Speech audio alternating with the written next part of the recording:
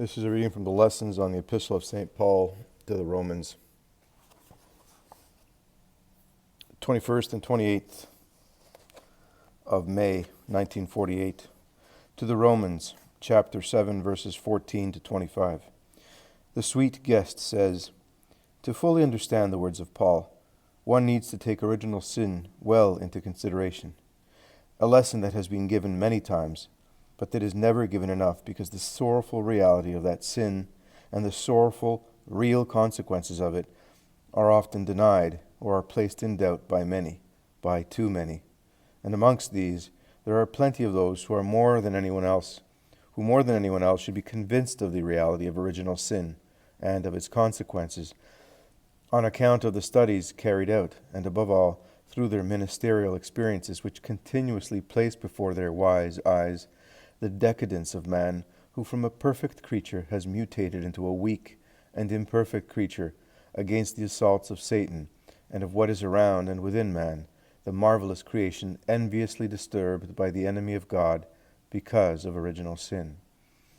Someone will say, a lesson which repeats itself and therefore a useless lesson. It is always useful, for when it is required, you never know it enough, neither for yourselves nor for others. It matters too much to Satan that you know it,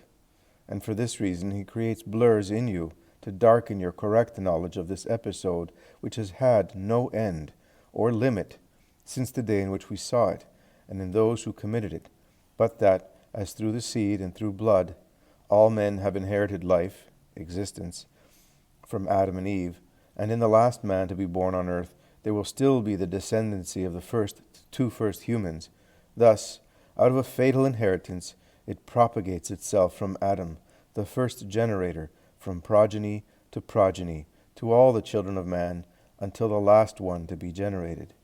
To thoroughly understand the confession of Paul,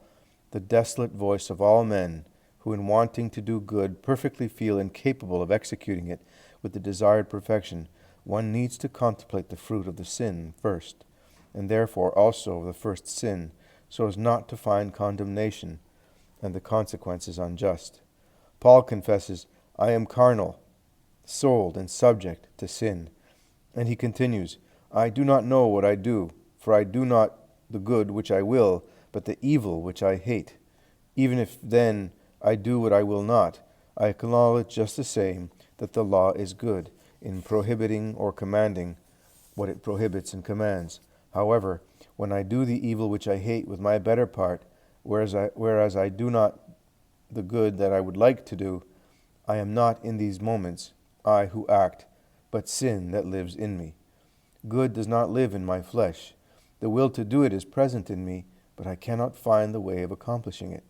When I have a will to do good, evil is already beside me. I take delight in the law of God according to the inward man,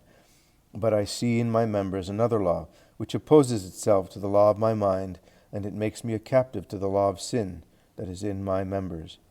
I am carnal. Even Adam was formed of flesh besides the spirit, but he wasn't carnal, since the spirit and reason ruled above matter, and the innocent spirit, full of grace, had an admirable resemblance with his Creator, intelligent enough as he was to comprehend how much he surpasses all natural things.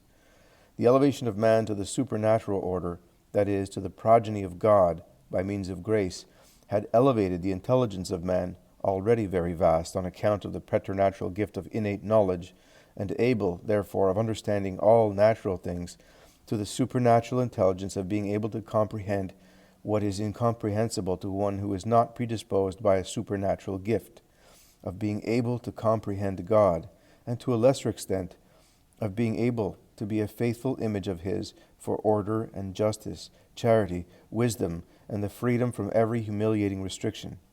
Splendid freedom of man, full of grace. A freedom respected by God Himself. A freedom not undermined by exterior forces or by internal stimuli. The sublime regality of the deified man, a son of God and heir to heaven, a dominating regality upon all creatures and upon the one who is often now your tyrant, the eye in which the poisons of the great wound ferment unceasingly within you. When one says, man, king of the sensible creation, was created with the power of dominion upon all creatures, one needs to reflect that he, because of grace, and for the other gifts received from the first moment of his being, was made to be king even of himself and of his instincts, out of the knowledge of his ultimate purpose, for the love that made him supernaturally tend towards it, and for the dominion over matter and the senses existing in it. Joined to the order and lover of the love, he was created to know how to give to God what he is due, and what is lawful to give to the eye, without debaucheries or instinctual dissoluteness. The spirit, intellect, and matter constituted a total harmony in him, and this harmony was present from the first moment of his being, not in successive phases as some want. There was no autogenesis and there was no evolution, but there was the creation, willed by the Creator. The reason of which you are so proud should convince you that the initial thing cannot form itself from nothing, and from a unique and initial thing cannot come everything. Only God can put chaos in order and populate it with innumerable creatures which form the creation. And this most powerful Creator did not have limitations in his creating, which was manifold, nor in creating already perfect creatures, each perfect according to the purpose for which it was created. It is foolish to think that God created, wanting to give a creation of shapeless things, and expecting to be glorified by these, when individual creatures and all creatures would have reached with successive evolutions the perfection of their nature, so that they would be suited for the natural or supernatural end for which they had been created. And if this truth is certain for the lower creatures, with a natural end and limited in time, it is even more certain for man, who was created for a supernatural end, and with an immortal destiny of a celestial glory. Could one think of a paradise whose legions of saints, exalting around the throne of God, be an end product of a long evolution of beasts? Present man is not the result of an ascending evolution, but the sorrowful result of a descending evolution, as the sin of Adam has forever marred the physical, moral, spiritual perfection of the original man. He so marred it that not even the passion of Jesus Christ, though restoring the life of grace to all those baptized, can annul the residues of the sin, the scars of the great wound, that is, of those foments that are the ruin of those who do not love God or who do not love him much, and is the torment of the just who would want not to have even the most fleeting thought drawn from the voices of the foments, and who combat the heroic battle all their life in order to remain faithful to the Lord. Man is not the result of an evolution, just as creation is not the product of an autogenesis. In order to have an evolution, one always needs to have first creative fount, to have a first creative fount, and to think to have had the infinite amount of species from the autogeny of a single cell is an impossible absurdity. In order to live, the cell needs a vital ground with elements that allow for and maintain life. If the cell formed itself from nothing, where did it find the elements in order to form, live, and reproduce itself? If it did not exist even when it began to exist, how did it find the vital elements, air, light, heat, and water? Was it not yet? What is not yet cannot create. And how then did the cell find the four elements at its formation? And who gave them to it? Which fount had the seed of life? And when, supposing that this non-existent cell had been able to form itself from nothing, how, from its unique unity and species, could there have come from it so many diverse species, as many as there are to be found in the sensible creation?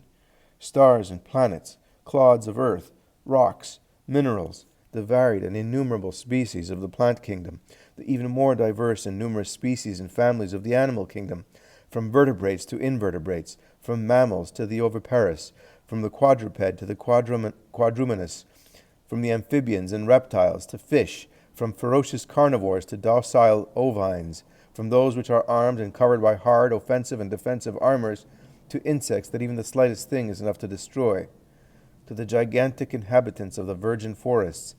to the assaults to which none resist but those of their own equal, colossal counterparts, to all the classes of anthropoids, up to the protozoa and bacillus, all having come from a single cell, everything from a spontaneous generation?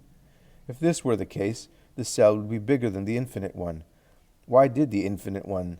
though without measure in his every attribute, work for 6 days, 6 epochs to make the sensible creation by subdividing the creation work into 6 ascending, evolving orders of creation.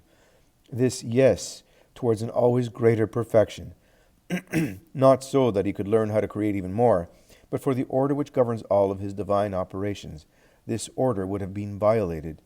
and this would have thus made the survival of man, the last creature to be created, impossible, if man had been made first, and before the earth had been created in all her parts, and made inhabitable through the order placed in its waters and in its continents,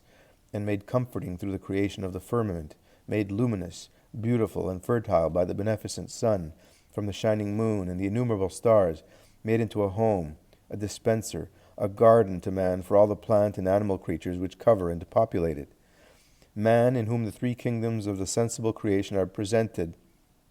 represented in synthesis, was made on the 6th day, and in a marvelous truth, his creation by God through the spiritual soul infused by God into the matter of man. Man, true link of conjunction between earth and heaven, the true point of union between the spiritual and material world, the being in whom matter is the tabernacle for the spirit, the being in whom the spirit animates matter not only for the limited mortal life, but for the immortal life after the final resurrection. Man, the creature in whom the Spirit Maker shines and dwells. Man, the marvel of the power of God, who infuses his breath, a part of his infinite self, into the dust, by elevating it to the power of man, and gives to him the grace which elevates the power of the man-animal to the power of life, and to the condition of a supernatural creature, to a child of God, through participation by nature, by making him capable of placing himself in direct relationship with God,